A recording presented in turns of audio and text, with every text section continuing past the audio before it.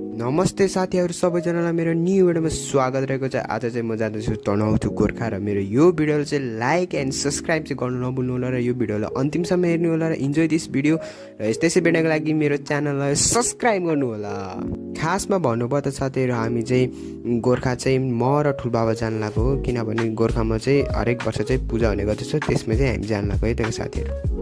यो पुल तरिसकेपछि साथीहरु गैराकोट प्रवेश गर्नेछौँ र गैराकोटबाट हामी सिधै नारायणघाट र नारायणघाटबाट सिधै पोखरा बसपार्कबाट सिधै गोर्खा जानुपर्ने हुन्छ त्यो साथीहरु।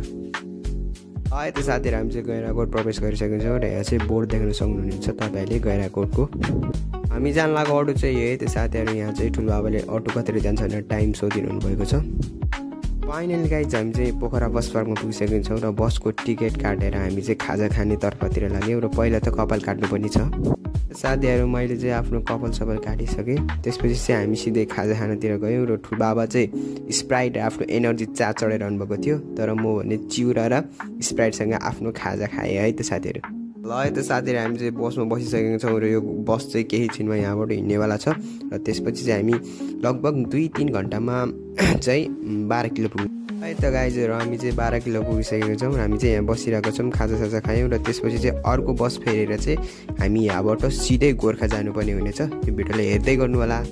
फाइनल गाइज हामी चाहिँ गोर्खा पुगिसकेका छौँ र यो ठाउँको नाम भनेको चाहिँ गोर्खा 2 थालजुङ भन्ने रहेछ, सिरनचोक नयाँ बजार। त्यसपछि चाहिँ हामी चाहिँ गाडीबाट झरेर तल झरिसक्यौँ। स्ट्यान्ड भोक लागिरहेको थियो, त्यसैले चाहिँ हामीले चाहिँ चाउमिन तपाईले मजारी लाएर पछि चाहिँ साथीहरु यहाँका मानिसहरूले चाहिँ आफ्नो मरेको मानिसको सम्झनाको लागि यसरी मूर्ति बनाएर आफ्नो घर नजिकै राख्दो रहेछ।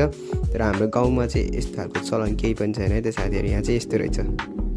फाइनल गाइज हामी चाहिँ गोर्खामा पुगिसक्यौँ र उहाँ चाहिँ मेरो बाजे बुजू र फुपूहरू हुन् र उहाँहरू सबैलाई नमस्कार गरेँ र त्यसपछि चाहिँ उहाँहरूले चाहिँ मलाई काफल खाना दिनुभयो। र आजको लागि यति नै। यो भिडियो के कस्तो लाग्यो लाइक शेयर एन्ड कमेन्ट गर्नु होला।